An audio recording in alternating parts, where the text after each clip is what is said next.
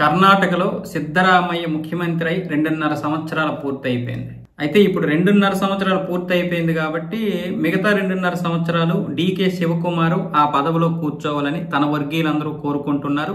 అధిష్టానం కూడా ఆ విధంగానే మాట ఇచ్చింది కాబట్టి మాట మీద నిలబడాలని గత కొంతకాలంగా నలుగుతున్నటువంటి వాదన.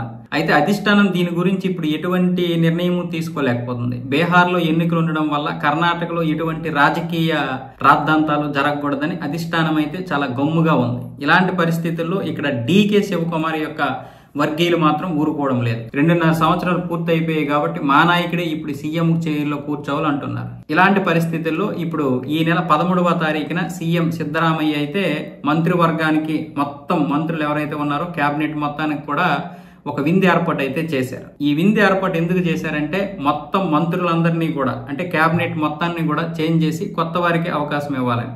ఈ విందు అయిపోయిన తర్వాత ఆ యొక్క న్యూస్ అయితే అనౌన్స్ చేసే అవకాశాలు అయితే ఉన్నాయి. కొత్తగా ఎవరెవరిని నియమిస్తారనేది తెలియదు. అలా చేస్తే మళ్ళీ సీఎం మార్పు అనేది ఉండదు. అలా చేయకపోతే మళ్ళీ సీఎంను మార్చే అవకాశాలు ఉంటాయని సిద్ధరామయ్య తెలివిగా ఇప్పుడేమొచ్చేసి మంత్రులందరిని మార్చేసి మళ్ళీ వేరొకరికి కొత్తగా మంత్రివర్గం ఏర్పాటు చేస్తున్నారు. అంటే జగన్మోహన్ రెడ్డి గత 2019 నుంచి 2024 మధ్య ఎలాగైతే చేశారో 2.5 సంవత్సరాలు అన్న విధంగా ఆ విధంగా చేస్తున్నారు. అయితే ఇప్పుడు ఈ విషయంలో ఇప్పుడు డీకే శివకుమార్ గారు కూడా నాకు కూడా ముఖ్యమంత్రిగా చెయ్యాలని ఉంది, అంత కాలం కలిసి రావాలి కదా, అధిష్టానం కూడా ఇవన్నీ చూసుకుంటుంది అన్న విధంగా మాట్లాడేశారు. కానీ ఇప్పుడు మంత్రివర్గ విస్తరణ దేనికోసం సీఎంగా ఆయన మరో 2.5 సంవత్సరాలు కొనసాగాలని సిద్ధరామయ్య గారు కోరుకుంటున్నారు. అదంతా అధిష్టానం చూసుకుంటుందని ఆయన కూడా చెబుతున్నాడు. కానీ మరి ఒక 2.5 సంవత్సరాలు నేనే ఉంటాను, బహుశా నేనే వచ్చే దసరాకు కూడా నేనే పట్టు వస్త్రాలు ఇస్తాను అమ్మవారికి అని చెప్పడం జరిగింది మొన్న. ఇలా మరొక 2-3 సార్లు ఇచ్చే అవకాశాలు ఉన్నాయని కూడా చెప్పాడు. అంటే మరో 2.5 సంవత్సరాలు నేనే ఉంటాను అని.